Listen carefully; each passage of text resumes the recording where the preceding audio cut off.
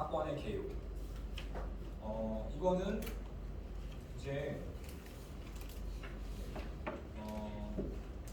법원에서 재판까지 거친 사건이거든요. 그 결론을 말씀드리면 재판부의 판결문에 나와 있는 내용입니다. 육하원칙에 따라서 이제 설명을 하자면 조선공산당원 여기에는 반부와 평당원이 포함되어 있습니다. 11명. 이 중에 10명이 재판을 받았고 1명은 체포가 되지 않았습니다. 그래서 어쨌든 11명인데 이 사람들이 45년 10월 하순부터 46년 2월 상순까지에 걸쳐 조선 정판사라는 곳에서 위조 지폐 1,200만 원어치를 인수했는데 총 6번에 걸쳐서 인수했고 매회 200만 원씩 했다. 그 목적은 조선공산당 자금으로 사용하기 위해서였다. 라고 결론을 내린 사건입니다. 그래서 그 당시에도 조선 정판사 위조 집회 사건이라고 불렀고 줄여서 약칭 정판사 위패 사건 이렇게 불렀어요. 저도 그 용어를 그대로 쓰고 있는 것이고요. 그런데 제가 연구를 해본 결과 이 사건은 조작된 사건이고 이분들은 다 무죄예요. 그래서 어떤 점에서 그런지를 말씀드릴 건데 제가 내린 결론을 중심으로 다시 말씀드리면 이거는 정판사 위패 사건 조작 사건이에요. 말이 좀 어려운데 그래서 이거를 용어를 참 정의하기 어려워요. 일단 이렇게 보시고 어떤 거느냐 미군정이 이 미군정에는 미국 사람들뿐만 아니라 미군정 기관 안에 소속되어 있는 한국인들도 포함됩니다. 그래서 공보부나 경찰, 법원 한국인들도 다 포함되어 있죠. 그리고 언제냐면 46년 5월 중순 이때 발표를 했어요. 아까 말씀드렸다시피 제1차 미소공동위원회가 결렬된 직후 미국과 소련이 더 이상 협의를 안 하고 언제 협의가 재개될지 모르는 상황에서 사건 발표를 하고 46년 10월 하순에 1심 재판의 판결문이 나왔습니다.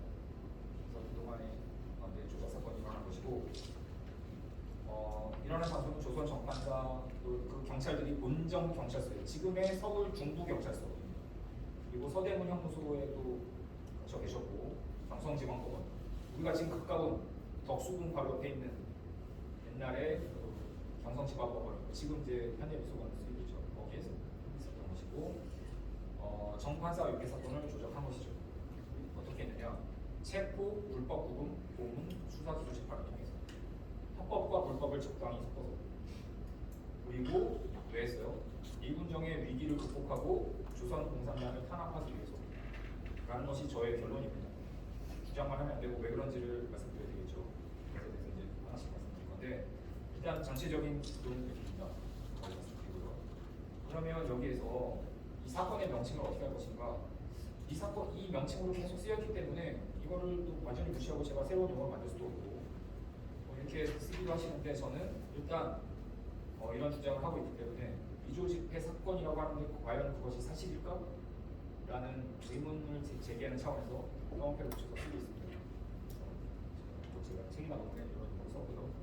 어쨌든 그냥 뭐 일반 분들은 조선 정판사 위조 집회 사건, 정판사 위패 사건이라고 해도 이게 판결문에서 말하는 사건인지 조작 사건인지 그때에 따라 얘기가 좀 달라지겠죠. 자 그러면 이 사건이 일어난 배경을 최대한 빨리 보겠습니다. 인간적 배경 아까 정판사라고 했는데 이게 도대체 뭐냐? 조선 정판사라고 하는 회사가 있었어요. 이 정판이라는 말은 인쇄를 말합니다.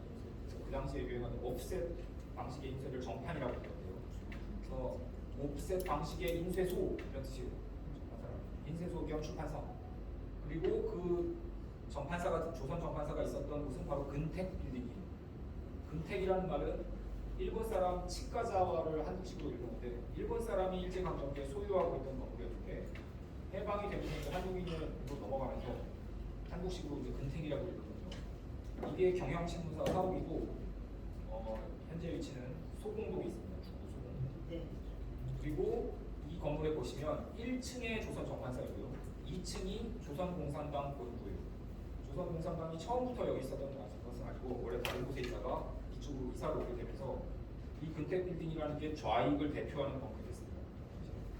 그 3층에 해방일보사, 이 해방일보는 조선공산당의 기관지였던 해방일보를 발행했던 신문사예요. 이 해방일보 신문사가 당연히 정판사라는 인쇄소를 통해서 인쇄했겠죠. 그러니까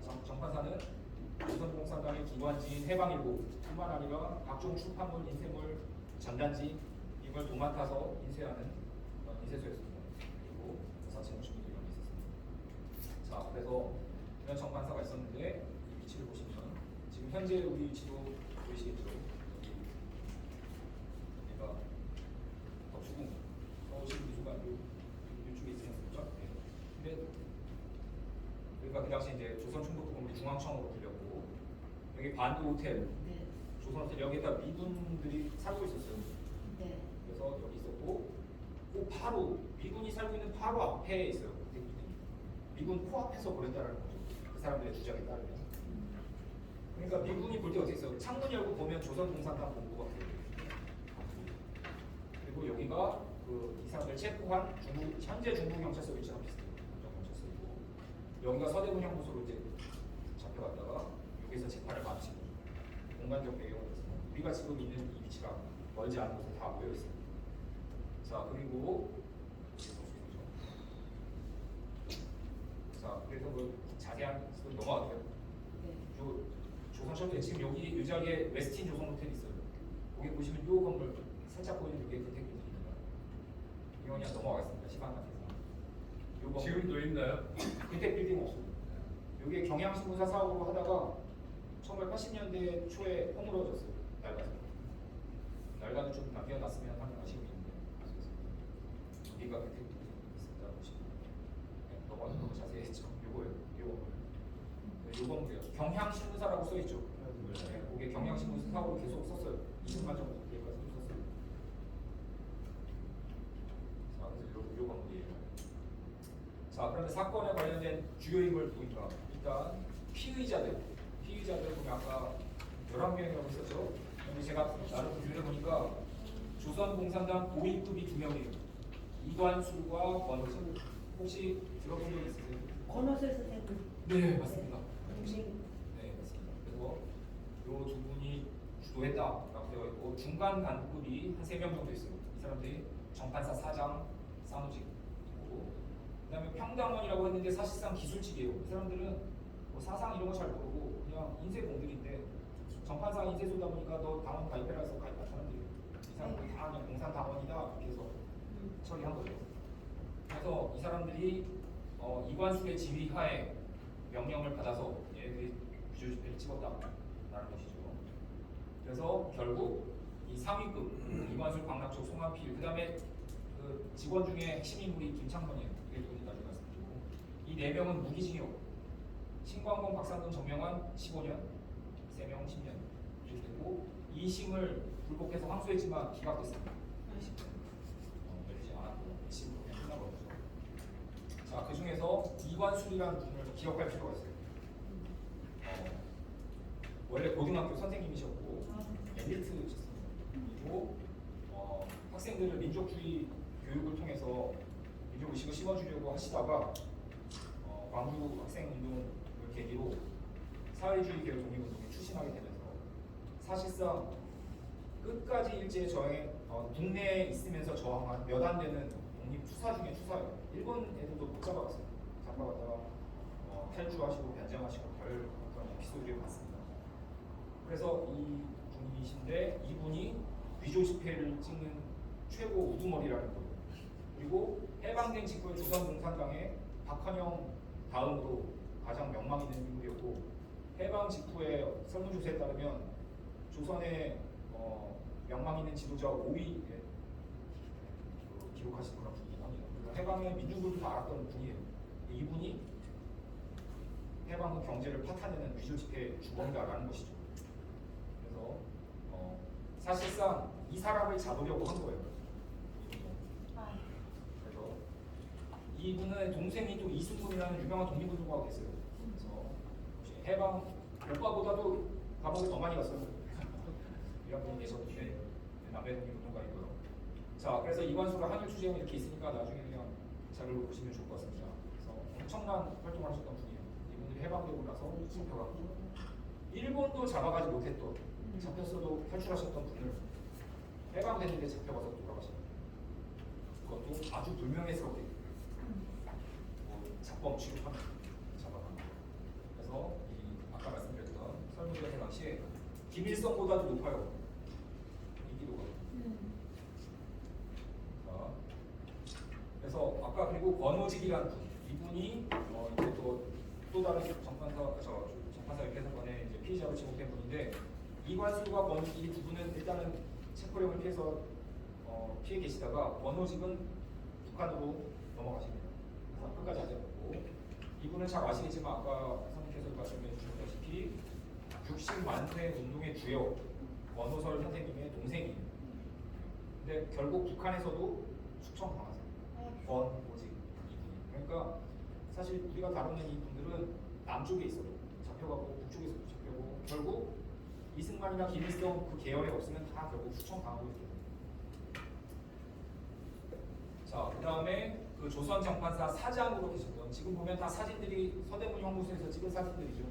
다 독립 투사들이에요. 이분도 죄수복 입은 사진밖에 별로 없어요.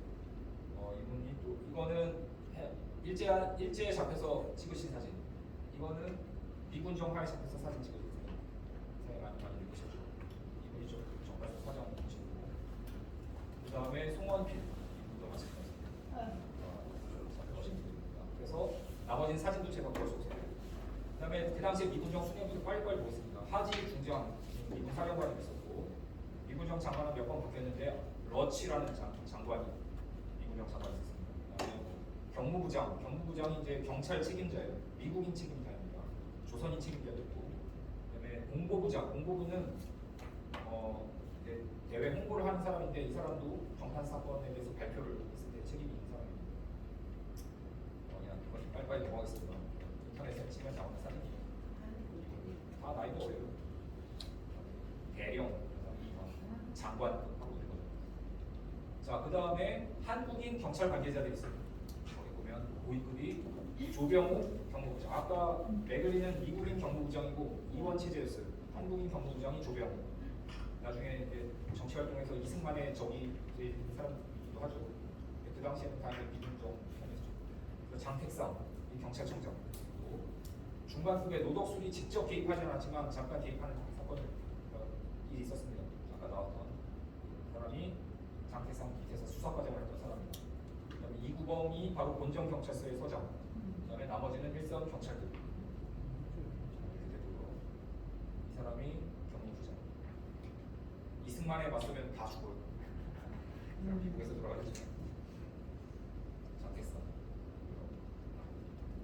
그다음에 이 사람이 노덕술이고 이 사람이 최난수요. 최난수도 마찬가지로 정판사 사건과 관련이 있습니다. 자, 그다음에 재판에서 이제 참여했었던 판사, 검사 그리고 변호사들이 있었죠. 그래서 판사들의 이력과 해방 이전과 이후에 대해서 제가 쭉 이렇게 이야기를 해놨고 여기서 보시면 이 양원일, 조재천 이 두 사람은 친일 인명사죄로도 올라왔던 사람이에요. 일제 강점기에 판사, 검사로서 친일 행위했던 사람들인데 해방되고 나서도 미군정에 대해서 발탁이 돼서 정판사 사건에 검사와 판사로 활동하고 있습니다.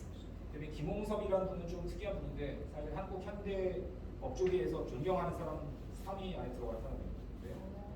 이분이 변호사로 나중에 일제강점기 변호사다가 이때 검사셨어요. 나중에는 판사가 되었지만. 근데 이분은 정판사 입회 사건 진행 중에 검사직을 그만두셨어요. 그래서 양심의 가책을 둔 것이 아닌가 생각이 들고요.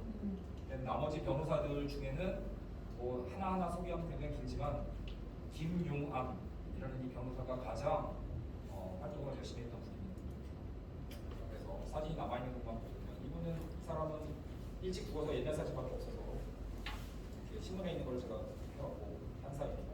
왜 빨리 죽었어요? 죽을 나이가 아닌데? 술을 마시고 그러니까 제가 이렇게 그것도 그 길거리를 걷다가 그 당시에 통금이 있었거든요. 근데 누가 이제 검문을 하잖아요. 경찰이나 군인이. 근데 내가 누군 줄 알고 이러다가 실명이가 벌어지면서 총으로 도발 사고로 살았으면 출세가도록 죽였을 사람인데. 그다음에 이 사람이 조재천 검사. 그래서 일제강점기에 이제 판사 검사로 활동했던 사람이고 정판사 사건에서 가장 책임 있는 검사인데 결국 어떻게 했냐 이 사람이 나중에 민주투사가 돼요. 그러니까 왜냐하면 제가 이제 자세히 말씀드릴 수 없지만 아까 좌파부터 우파까지 다 죽었다고 했잖아요. 대부분 살아남은 건 이승만과 친일파예요. 그 친일파라고 제가 말했지만 아닌 분도 있어요. 하지만 그 정당이 한국민주당인데 이승만이 한국민주당과 손을 잡고 권력을 잡은 다음에 걔네를 팽시킵니다. 그래서 이승만 계열과 한국민주당 계열이 되었고 어떻게 보자면 이승만 계열이 지금의 국민의힘이고 그 한국민주당이 지금 더불어민주당이에요. 그렇죠. 어떻게 보자면 물론 인적으로 많이 바뀌긴 했지만 네네. 큰 구도가 됐기 때문에 이 사람은 이승만 반대파가 되다 보니까 민주투사가 된 거죠. 그러니까 아까 조병호 다 민주당 쪽이잖아요. 한민당에 들어갔어요, 이 사람이? 예. 그러니까 한민당 그러니까 그 당시에 정당이라고 보기에는 그 계열로 나중에 들어가요. 그래서 저희 한국 역사가 그만큼 정치적 폭이 요새 뭐 좌판이고 열리기 다하지만 사실은 거기가 없어요. 네. 가리기도 어려워. 그리고 이분이 그 김홍석 검사. 오. 이분이 사실은 뭐 사임을 하셨지만 좀 더 큰 목소리를 내지는 못하셨어요. 그다음에 가장 훌륭한 활동을 했었던 김용환 변호사. 좀 잘하는. 네, 그러면 이제부터 시간이 많이 없지만 정상가입 사건이 어떤 것인지를 왜 조작으로 생각하는지 말씀드릴 텐데 우선 조작된 배경을 먼저 말씀드릴게요. 하나하나 뭐 법리적으로 뭐가 어떻게 잘못돼서 모순이다 이걸 하면 머리가 크시고 그냥 이제 나중에 천천히 보셔도 되고 큰 배경을 먼저 말씀드릴게요. 왜 조작을 할 수밖에 없었나 미군정에서 그게 사실 더 중요합니다. 어떤 사건이든 사건이 발발한 이유보다 사건 발발하기 이전이 더 중요할 수도 있어요. 네. 이 배경을 먼저 아시는 게 좋을 것 같아서 설명드릴게요. 우선 미군정이 아까 제가 말씀드렸다시피 반공 카르텔이라고 제가 영어를 붙여봤는데 반공주의라는 이명 하에 자기의 이익을 추구하면서 뭉친 이익 집단이라고 할 수 있습니다. 그래서 미군정과 일제와 친일파와 우리 이렇게 볼 수가 있어요. 각각 이러이러한 자기의 어떤 이득을 위해서 반공주의라는 거 하에 뭉친 거죠. 그러면서 여러 가지 조작 사건이니 뭐 반인권적인 반민주적인 일을 그랬습니다. 자 그러면 구체적으로 미군정은 왜 이런 조작을 할 수밖에 없었는가 그 배경을 볼 건데요. 우선은 아무리 미군정이라고 하더라도 군인의 힘만으로 다스릴 수는 없거든요. 이 엄청나게 많은 2천만 명 가까운 이 사람들을 그렇기 때문에 민중의 지지를 받는 것이 중요해요. 그런데 이 미군정은 당시 해방된 이후에 조선 민중으로부터 엄청난 지탄을 받았어요.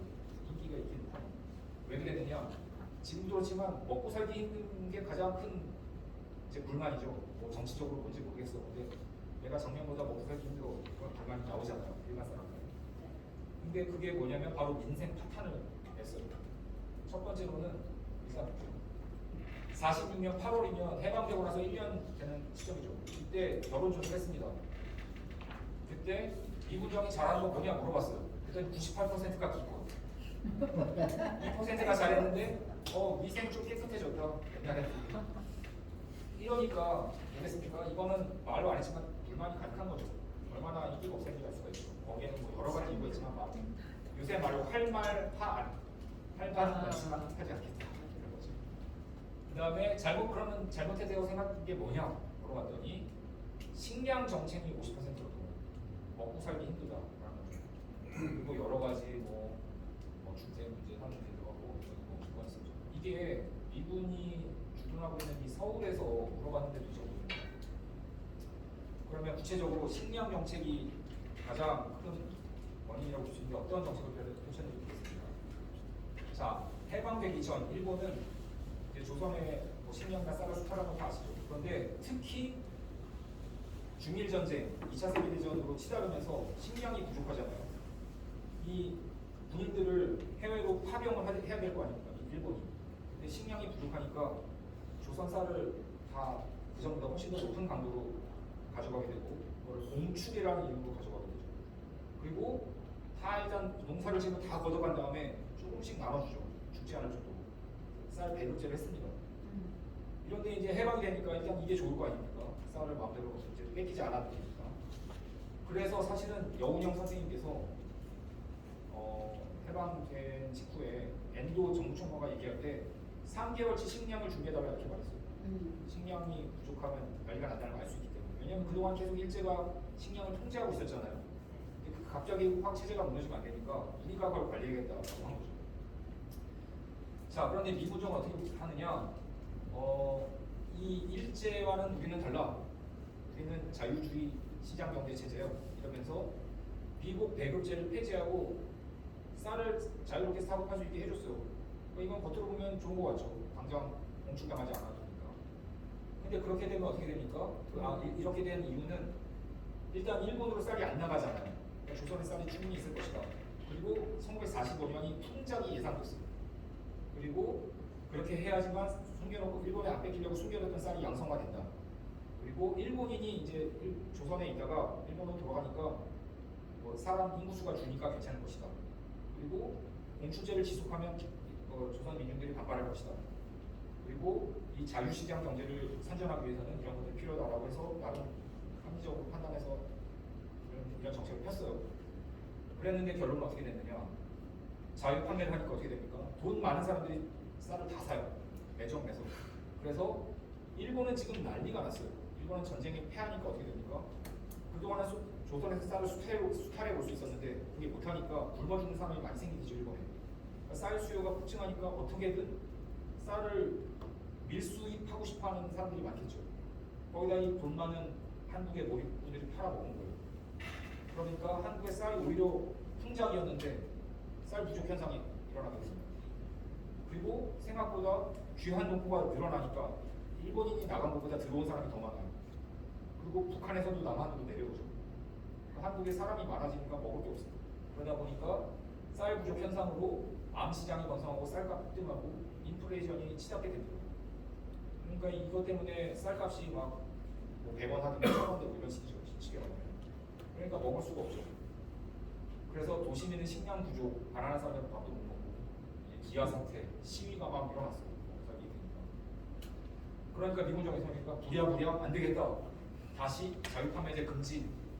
우리가 미국 수립하겠다. 다시 일제강점기로 돌아가는 거죠. 강제공축처럼.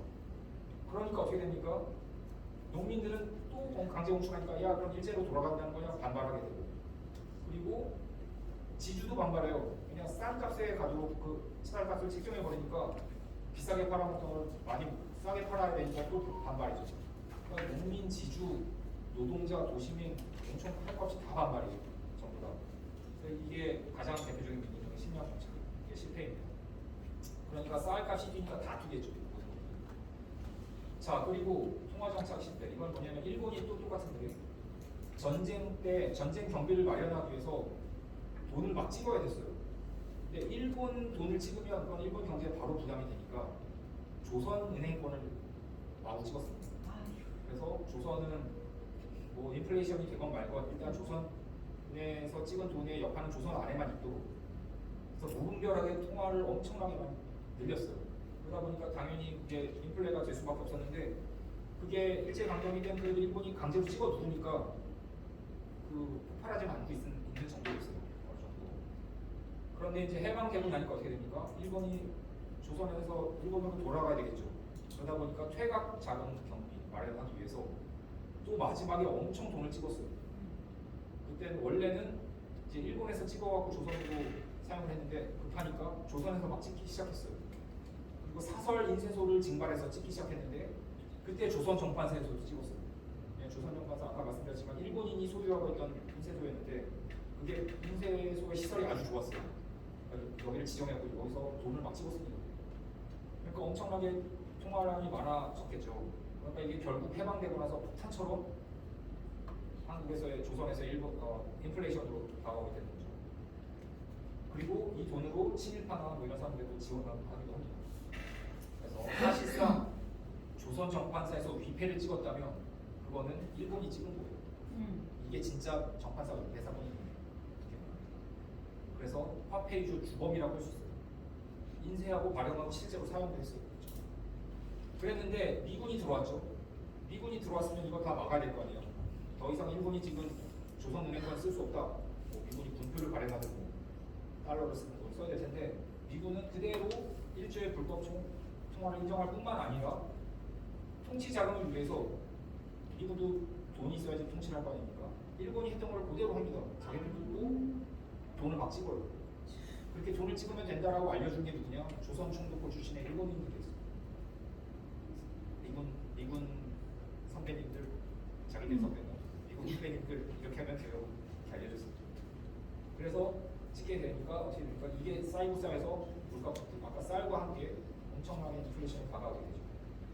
그래서 이러한 일본의 화폐 유족 범죄를 승인했다는 점에서 미군정이 공범입니다. 진짜 정판사 유폐 사건의 주범 1급 공범 미군정. 자, 그래서 조선 내권이 얼마나 늘어났나 보시면 36년 그때부터 전쟁 때문에 막 찍잖아요. 찍어도 이렇게 많이 안 늘었어요. 그러다가 마지막에 가니까 이거 확 늘죠. 단위가 뭡니까? 억 원입니다. 억 원. 억원입니까? 여기까지 들어왔습니다. 그래서 여기 보시면 45년 해방 직후 엄청나게 찍었죠. 정판사에서 찍은 거예요. 제일 큰 통화 단위가 100원입니다. 100원이었습니다. 자, 그래서 그럼 이제 급하게 찍다 보니까 이 조폐 정책에도 문제가 생겨요. 어떤 문제가 생기냐면 방금 질문해 주신 대로 가장 큰 단위의 돈이 100원권이거든요. 근데 100원권이 뭐 이제 변경할 때는 뭐 갑권, 을권 이런 식으로 붙이는데 을권이라는 것을 인쇄해서 마련하셨어요. 이게 뭐냐면 원래 지폐란 거는 위조를 방지하기 위해서 지금도 이렇게 오돌도돌하게 만들기도 하고 무슨 선을 넣기도 하고 색깔도 여러 가지로 넣잖아요. 근데 급하게 지금 일본이 해방 이후에 찍어야 되니까 아주 단순화시킵니다. 빨리빨리 찍을 수 있게. 사설 인쇄소에도 찍어야 되잖아요. 그러니까 제대로 된 한국도 지금 조폐공사에서 못 찍고 사설 인쇄소에서 찍으려고 하면 그게 안 나오니까 단순화시킨 거예요. 노안을. 그게 을권이에요. 그래서 하다 보니까 어떻게 됩니까? 화폐 조안이 단순화되니까 품질이 떨어지죠. 종이도 원래 쓰던 종이질 아니고 다른 품질이 낮은 종이를 사용해서 인쇄를 했어요. 그러니까 일반 사람들이 볼 때는 이게 뭐 돈 같지도 않은 돈이 막 있는 거죠. 그래서 번호도 어떻게 됩니까? 원래 지금 화폐 그 위조 방지랑 통화량 계산을 위해서 1년 번호가 다 있잖아요. 네. 근데 1년 번호 없이 그냥 1, 2 이것만 있어요. 제가 사진 보여드리겠지만 종이질도 나쁘고. 그러니까 어떻게 됩니까? 위조 지폐에 찍기 아주 좋은 최적의 조건을 마련해 준 거죠. 이거 내가 만들면 그 정도로 만들겠다. 이런 사람이 생길 수가 없겠죠. 그러니까 이 진폐인데 귀폐 같은 진폐, 진폐 같은 귀폐 이런 것들이 막 범람하기 시작해요. 자, 그리고 아까 말씀드렸다시피 미군정이 어떻게 합니까? 미군정도 일본의 충고를 받아들여서 돈을 만든다고 하니까 을권과 비슷하게 거의 비슷하게 병권이라는 걸 만들었는데 거의 비슷해요. 그러니까 사람들도 헷갈린 거죠. 야, 이거 을권 같기도 한데 또 병권이 나왔네. 이게 위조 지폐인지 아닌지 모르겠다. 이런 거죠. 미군이 찍은 것도 이상해. 편집 이상. 그래서 한번 보여드릴게요. 제가 보시면 이게 을권인데 이거예요. 을권 번호가 2 이렇게 돼 있죠. 다 모든 종이에 다 2 다 똑같이 찍혀 있어요. 그러니까 1년 번호가 없으니까 그냥 입자로 해서 찍으면 되는 거죠. 그다음에 색깔도 검은색, 빨간색 도장 부분, 그리고 글씨 부분, 그다음에 하늘색 부분. 이 세 가지예요, 사실. 두 명까지는 네 갈색입니다. 그다음에 이건 미군정이 지금 병권인데 교환도 똑같고 색깔만 조금 달라요. 이게 품질이 나쁘니까 그리고 번호만 5라고 바꿨어요. 이러니까 이렇게 찍고 싶은 사람들이 없다가도 마음이 생길 정도로. 그래서 조상은 누구예요? 이거는 수노인이라고 하는데 일제 강점기 때부터 조선은행권에 항상 이런 노인의 이미지가 들어갔습니다. 자, 그러면서 이제 유폐 같은 집회가 막 범람하니까 사람들이 돈을 안 받으려고 하고 막 이런 상황이었어요. 유폐 사건이 많이 벌어지고. 근데 아주 소규모였죠. 조작한 유폐들. 그런데 아까 말씀드렸다시피 미군정이 사실은 이것과 이러한 위기 속에서 아무도 이제 미군정을 좋아하지 않아. 그런데 좌익에 대한 인기는 계속 있죠. 우리들로 이제 뒤집어야 돼. 이런 상황에서 그동안도 뭐 아까 그 신탁 통치, 뭐 외국 보도, 가짜 뉴스 이런 것도 풀리고 했지만 안 돼요, 잘. 그래서 새롭게 대좌익 전술을 세웁니다. 그게 뭐냐면 미국 정부 상관이에요. 이 남한 정계를 개편해야겠다. 뭐 이런 나름대로 이렇게 분류를 했어요, 그 사람들. 미군정 기록에 나오는데. 대표적인 사람이 이런 사람들이에요. 그랬는데 이 박헌영은 뭐 당연히 제거 대상이고 이승만도 말을 안 들어. 그러니까 이 중도파를 중심으로 하는데 여운형을 좀 이용해야 되겠다. 여운형과 김규식을 묶어서 중도파라고 해서 얘네들 좀 지원해주고 그래서 미군정 말을 잘 듣는 세력을 키우겠다라는 전략을 세웠어요. 그래서 그래서 여기를 키우고 여기를 좀 약화시키고 이런 겁니다. 어떻게 보면 이 좌우합작의 아이디어가 미군정이 생각한 거예요. 여운형 선생님은 그러나 아시겠지만 이런 거 다 알고 있죠. 알고 있음에도 이것이 기회가 될 수 있다라고 해서 그 기회를 잡은 거죠. 여운형 워낙 형이 크시니까. 이렇게 된 상황에서 요거는 뭡니까? 좌익이라고 소위 불리는 박헌영 계열과 여운형 계열을 분리하겠다는 거예요. 그동안은 좌익 전체를 그냥 공격했는데 안 되니까 쪼개기 하는 거예요. 쪼개기. 그래서 소위 극좌파라고 하는 이쪽은 완전히 박살내 버리고 중도파는 우파 쪽으로 좀 끌어들여서 그래서 우리 입맛에 맞게 이용을 하겠다. 이게 미군정의 생각이에요. 여운형 선생님은 너네들이 나를 이용하는 것을 내가 이용하겠다 하는 거죠. 자, 그런 상황에서 요 좌우합작 공작과 함께 조선공산당 탄압 공작을 벌입니다. 그 과정에서 여운형과 박헌영 요 계열을 분리시키려고 엄청 노력을 해요. 네. 대표적인 사건이 조봉암 편지 공개 사건. 여운형 선생님의 동생 여운형 형과 이제 분리시키는 그런 걸 했어요. 자세한 거는 넘어가겠습니다. 이런 거를 벌이고 있는 상황이었어요. 그런 상황에서 결정적 계기가 이겁니다.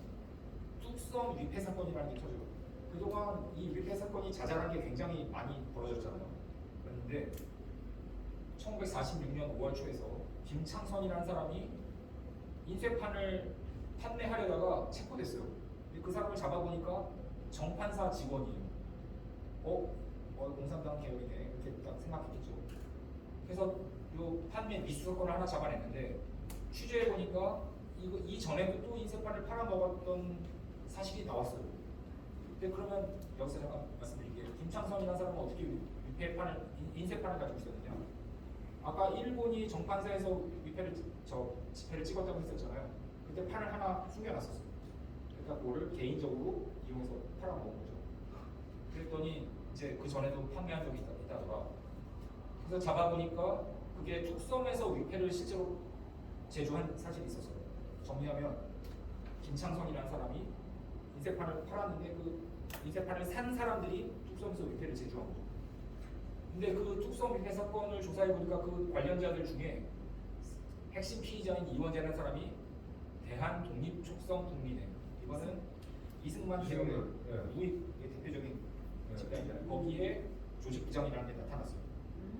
그러면 이게 이제 뉴스 신문에 조금씩 알려지고 있었는데 사람들이 이게 뭐야 이전까지랑 다른 차원이 다른 대규모 위패 사건이 나왔네 뭐지 하고 있으니까 이제 관심이 주목되고 있었는데 알고 봤더니 이 김창선 정판사 직원의 김창선이 인쇄판을 팔았다가 중요한 게 아니라 그 인쇄판을 산 사람이 우익 출신이었다 이게 더 크잖아요. 그럼요. 실제로 인쇄를 했으니까. 그러니까 이게 알려지면 큰일인 거죠. 어떻게 됩니까? 가뜩이나 미군정이 인기가 없어요. 식량 정책, 통화 정책 다 엉망인데 이거 우익이 찍었구만 이러면 난리가 나겠죠. 그래서 이걸 쉬쉬하고 있다가 이 미군정이 어떻게 합니까? 미군정 공보부에서 발표를 해요. 보통은 공보부가 발표 안 하죠. 경찰에서 발표하거나 그런 건데 굉장히 유례 없이 공보부에서 사건을 발표하는데 거기에는 뚝섬 위패 사건 얘기는 단 한마디도 없어요. 뭐냐? 이 김창선이라는 사람이 정판사에서 위패를 찍었다.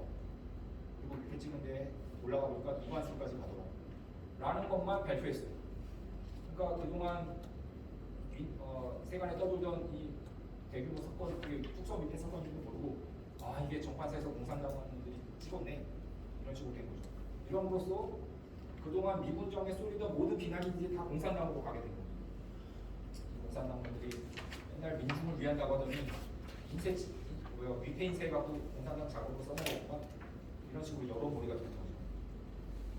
자, 그래서 김창선이랑 이렇게 하면 넘어가겠습니다. 그래서 세 가지 사건이 걸쳐 있는 거죠.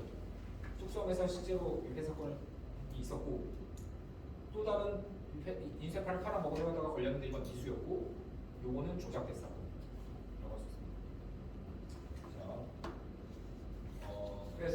제가 이제 무죄 근거를 제 논문이라든지 책에 자세히 말하는데 사실 굉장히 좀 복잡하고 그래서 이해하기가 어려우실 것 같아요. 간단하게 말씀드리면 크게 두 가지 말씀드리는데 판결문에 뭐라고 나와 있느냐 6회에 걸쳐서 각 200만 원씩 1,200만 원을 찍었다라고 했는데 1회만 날짜가 없어요. 원래 모든 범죄 사실은 정확한 날짜 시간이 나와야 돼요. 그런데 10월 하순경 이런 판결문은 없죠. 근데 심지어 이거는 검찰의 공소장에도 없어요. 그래서 이게 애매한 표현을 써놓은 거죠. 왜 그랬느냐? 이 사실을 써놨다는 것 자체가 우리가 흔들리는 건데 왜 그랬느냐? 피의자 체포를 언제 했습니까? 46년 5월 8일에 하고 기소를 7월 19일에 했어요. 2달이 넘었죠. 이거는 그 당시 법령으로 봐도 말이 안 돼. 기한을 넘겼어요. 불법 부분입니다. 그 자체로만으로도 그냥 게임 끝이에요. 그런데 왜 10월 하순경이라고 애매하게 말할 수밖에 없었느냐? 왜 그러냐면 검찰은 뭐라고 주장했냐면 10월 하순에 지금 보세요. 10월 하순에 위패를 첫 번째 인쇄를 했다라고 했는데 10월 하순이면 어떻게 됩니까? 10월 21일부터 31일까지겠죠. 근데 이때에 대해서 아까 조선 정판사 사장 박낙종이 나는 그때 서울에 없었는데 그때 근거로서 이 사람이 부산지방까지 내려왔는데 부산 신문에 실렸어요. 이거 보세요. 나 그때 부산에 있었어요. 완벽한 알리바이가 나왔죠. 그러니까 이제 당황하는 거예요. 검찰이나 재판 벌어질 때. 그러면 정확하게 언제였냐 봤더니 10월 24일부터 나는 11월 5일까지 남부지방에 있었습니다. 그러니까 검찰이 말한 10월 하순 중에서 24일부터는 다 날아갑니다.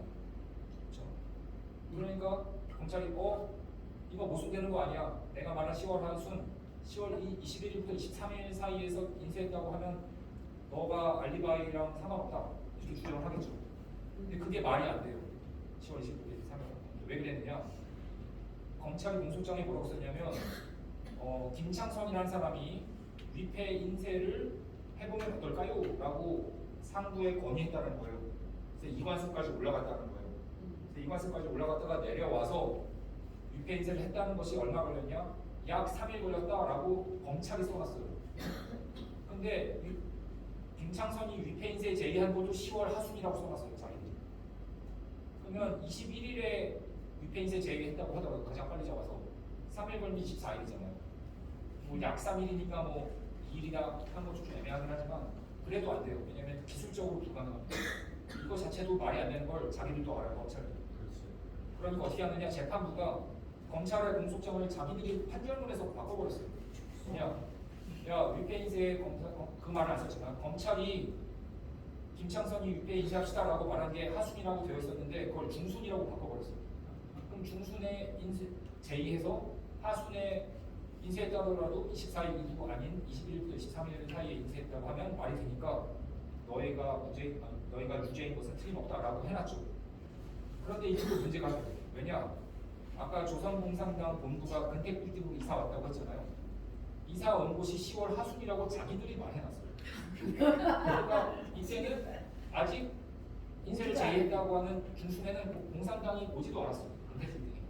그 앞뒤가 안 맞고 여기저기 안 맞는 거죠. 그래서 이렇게 말해놓으니까 말도 안 된다 해서 항소를 했더니 항소는 기각시킨 겁니다.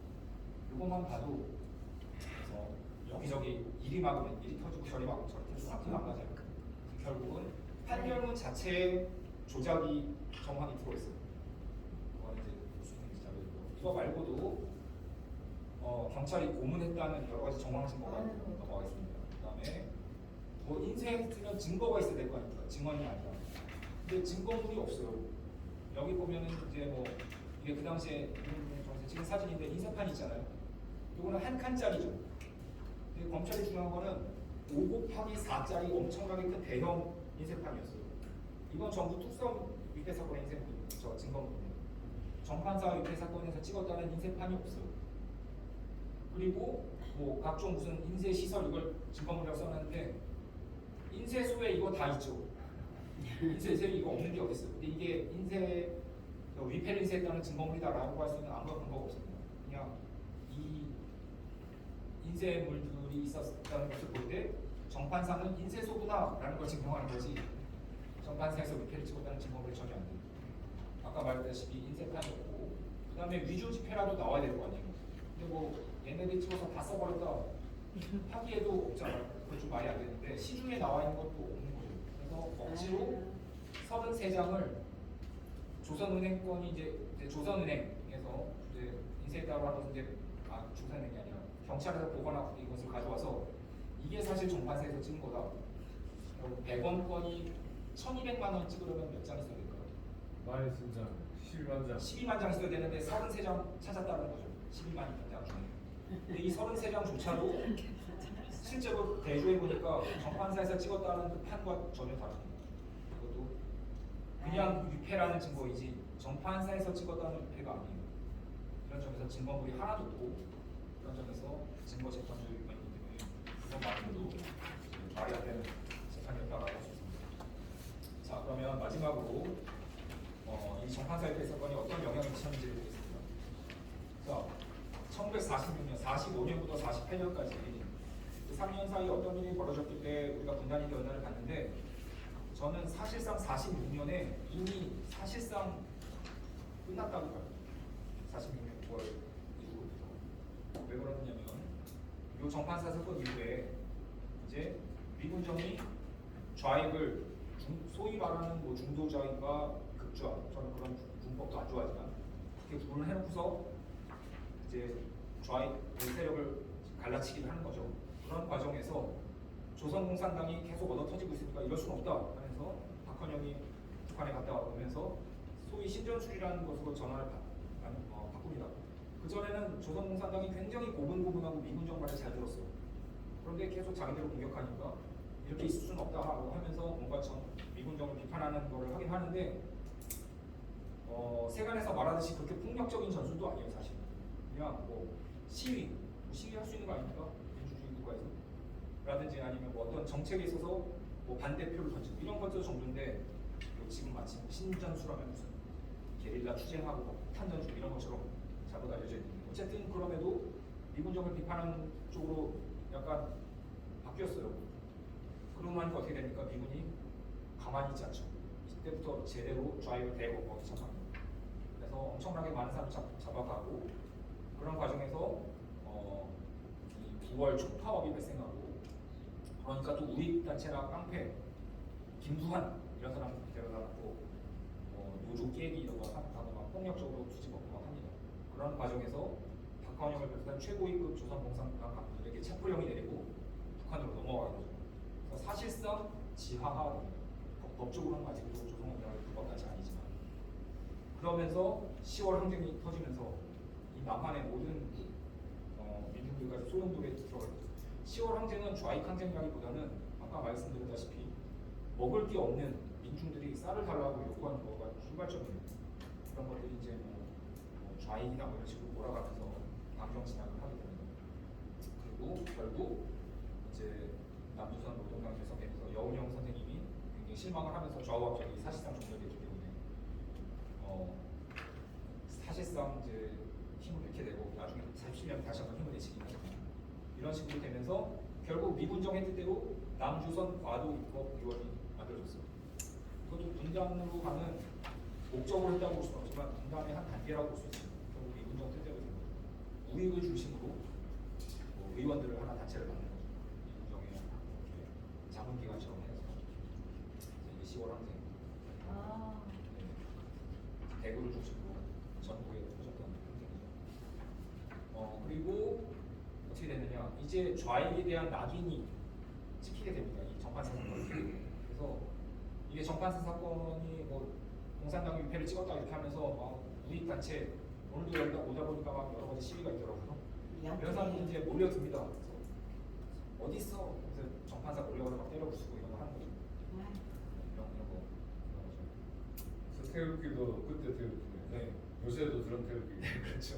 사실 태극기가 그 사람들이 그렇게 쓰면 안 되는 건데 그렇게 쓰고 있어요. 맞아요. 그래서 뭐 독립 파괴자 공산당 그렇게 써있죠. 그래서 이 정판사 사건을 보면 어떤 이미지가 나오느냐 이 공산당이 유패 찍었다. 이 공산당 전체가 다 가짜 사기꾼 거짓말하는 분들 그리고 욕심 많은 분들 그리고 뭐 지하실에서 찍었다 뭐 이렇게 했어요. 그것도 아닌데 뭔가 어두운 이미지 이런 게 막 뒤집어 씌워지고 결국 얘네는 위패를 찍어서 경제를 남조선의 경제를 파괴하려고 했다. 앞뒤가 안 맞아요. 자기들이 공산당 작은 거 쓰려고 했다고 해놓고서 또 경제를 파괴할 목적으로 위패를 찍었대요. 위패를 찍는 사람들이 보통 경제를 파괴하려고 찍나요? 아니 그렇게 이해했어요. 공부하려고 ఉపయోగ하는 건데 여러 가지 이미지를 다 갖다 붙입니다. 그래서 결국 얘네 좌익이라는 애들은 전부 다 반민족주의자, 반민중주의자. 겉으로는 민중을 위한다면서 민중의 경제 질서를 다 파괴하는 애들. 그래서 결국은 공산혁명을 해서 나라를 뒤집어 엎어요. 이런 식의 이미지를 다 자꾸 뒤집었습니다. 이거는 뭐 경찰이나 뭐 민군적 상관도 있지만 우익 세력들이 이런 것들 많이 했어요. 지금도 그래요. 기다렸다는 듯이 이런 선동을 많이 했습니다. 자, 그러면서 이제 굉장히 치욕적인 이미지가 담긴 거죠. 사실 일제강점기에 독립운동했던 사람들인데 이제는 그냥 파렴치한 잡범이 된 거죠. 이 사건. 그래서 보시면 주요 정치인 4인의 지지율을 뭐 여론조사 기관과 나중에 제가 나름대로 조사해 보니까 여운형 선생님이 1위였죠. 쭉쭉쭉 내려가요. 직접 위패 사건과 관련이 없는데도 좌익이라는 것 때문에 이제 내려갑니다. 박헌영은 1%. 이런 식으로 된 거죠. 말이 안 돼. 7월이 되면. 자, 그리고 그 나비 형성 과정을 보면 가장 중요한 사건은 아무래도 모스크바 3.3의 신탁동 집파동 사건이고요. 이러면서 이제 어떻게 됩니까? 좌익은 나라를 팔아먹는 애들. 찬탁을 메고 그래서 그러잖아요. 그러다가 정판사 협회 사건으로 이 좌익이라는 애들은 경제를 파괴하는 애들. 그러다가 47년 8월에 자세히 안 다루지만 8월 15일 기에서 폭동을 일으키고 했다라는 또 이것도 가짜 사건이 있었어요. 조작 사건. 그러면서 내란을 일으키는 애들. 그러다가 4.3 사건, 여순 사건을 거치면서 얘네는 빨갱이. 빨갱이라는 말이 굉장히 멸칭이고 그냥 사람이 아니죠. 뭔가 빨간 생물체? 괴물 이런 거죠. 그러니까 이건 빨리 죽여서 없애버려야 되는 바이러스 같은 애들. 이렇게 뒤집어 씌워버린 거죠. 사람이 아니야. 그래서 반공주의라는 것이 무섭다는 거죠. 그러니까 뭐 공산주의가 현실 사회에서 실패한 측면이 충분히 있죠. 자본주의만큼 효율적이지 않죠. 그러다 보니까 여러 가지 인간이 완벽하지 않기 때문에 그런 것들이 있을 수 있고 그래서 비판하는 거는 얼마든지 괜찮아요. 나는 공산주의가 볼 때 좀 안 맞는 것 같은데 현실에 안 맞는 것 같은데 이런 주장을 할 수 있지만 그것으로 끝내는 것이 아니라 그냥 어떠한 생각이든 사상을 통제하는 데 이용이 되고 그리고 결국은 그것이 독재로 이어집니다. 지금도 마찬가지죠. 그래서 이런 점에서 경계에 대한 얘기인데 이런 것들이 횡행하게 되는 데 있어서 결정적 사건 중에 하나가 정판사 의회 사건이다. 자, 그래서 지금도 이런 후예들이 정판사 사건 때 공산당 공부로 쳐들어가는 사람들 후예들이 아직도 있죠. 이런 거 죽여도 좋다. 이런 너무 무서운 거 같아요. 아 심해요. 그리고 보면 이런 거죠. 이분의 직업이 뭐 같으세요? 스님이시죠. 네. 살생을 금하는 그 자비를 부처님의 자비를 실천해야 하는 스님께서 빨갱이는 죽여도 돼요. 저 사람 이름 뭐래요? 그렇겠습니다. 근데 뭐 기독교도 마찬가지죠. 원수를 사랑해야 하는 예수님의 사랑을 실천해야 될 목사님들이 막 이렇게 죽여야 돼 막 분노를 가르치죠. 사랑을 가르치는 게 아니라 이게 얼마만큼 말도 안 돼. 일반 사람들이 이렇게 잘못 가더라도 종교 지도자들은 이제 그렇게 하면 안 되고 예수님과 부처님의 사랑을 실천하도록 해야 됩니다. 원수를 사랑하고 자비를 베풀어야 되는데 종교를 뛰어넘은 반공주의에 의해 알 수 있습니다. 정광훈이 이제 버리는 그래서 결론적으로 이제 마무리하겠습니다. 정판사 이렇게 사건의 의미를 본다면 제가 이런 시를 하나 보여드리고 싶어요. 마르틴 리멜러라고 하는 이분도 목사님이에요. 외국에. 그래서 나치 시대를 겪으신 분이에요. 나치가 공산주의자들을 덮쳤을 때 나는 침묵했다. 나는 공산주의자가 아니었으니까. 그들이 사회민주당원을 가두었을 때 나는 침묵했다. 나는 사회민주당원이 아니었습니다. 그들이 노동조합원들을 덮쳤을 때 나는 침묵했다. 나는 노동조합원이 아니었습니다. 그들이 유대인들에게 왔을 때 나는 아무 말도 하지 않았다. 나는 유대인이 아니었습니다. 결국 그들이 나에게 왔을 때 나를 위해 항의해 줄 수 있는 사람은 아무도 남아있지 않았다. 이것이 나치의 어떤 그걸 보여주는 건데 한국 해방 정국을 그대로 보여주는 것 같아서 굉장히 저도 놀랐습니다.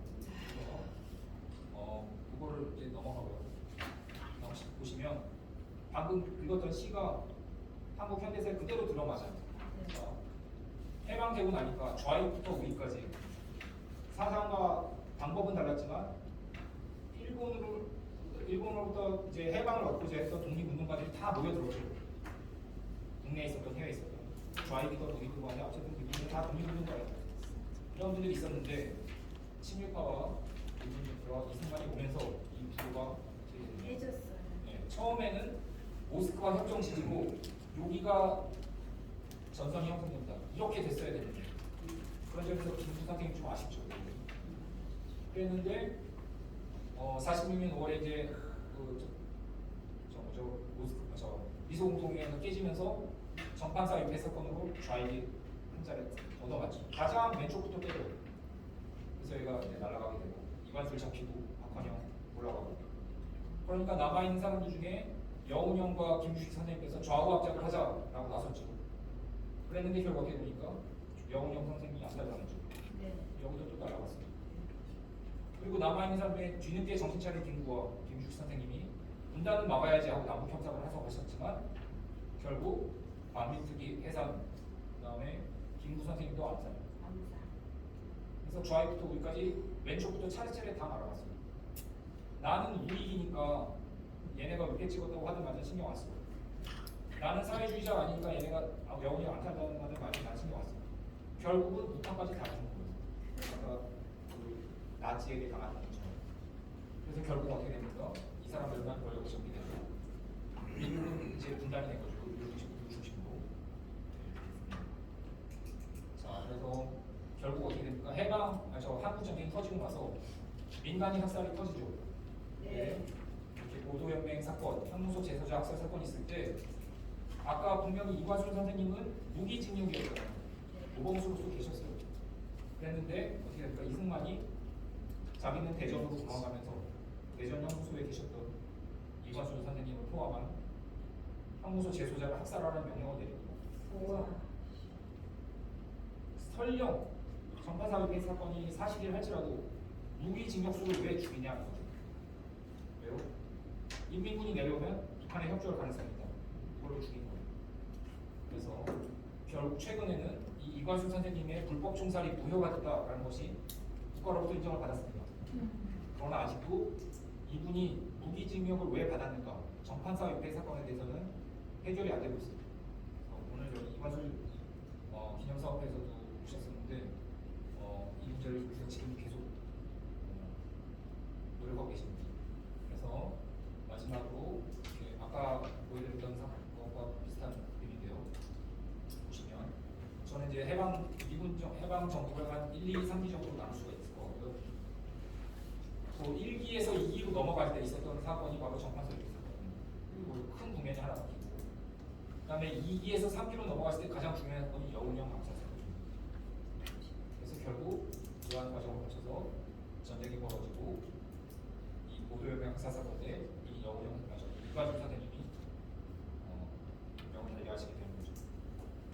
그래서 이 첨단 추가, 해방 이후 첨단 추가 잘못 끼워진 데 있어서 엄청난 영향을 미친 사건, 정판사 위패 사건 좀 기억해 주셨으면 좋겠고 결론적으로 한국 현대사 전체적으로 본다면 20세기 한국 근현대사에서 이제 일제 미군정 대한민국의 어떤 권위주의 정권에 이르기까지 이런 권위주의 권력 국가 권력 체제가 조작 사건을 벌이는 경우가 한두 번이 아니에요. 근데 언제 벌이느냐? 정치적 위기가 있을 때 합니다. 국면 전환을 위해서. 지금 있잖아요. 또 때로는 묵혀놨다가 그때 터뜨리기도 하고 이런 것들이 한두 번이 아니고 일제도 마찬가지죠. 일제 감염이 시작되자마자 배고인 사건 터뜨리죠. 네. 베라우치 충독 암살 미수 사건 그거 다 조작이잖아요. 똑같습니다. 그래서 반공주의적 분열 통치술의 일환으로서 후면에 조작 사건의 대표적 사례이고 이런 사건을 반면 교사 삼아서 앞으로 다시는 이 땅에 이런 불행한 일이 일어나지 않도록 우리 후세들이 노력해야 할 것이라고 생각합니다. 이상으로 오늘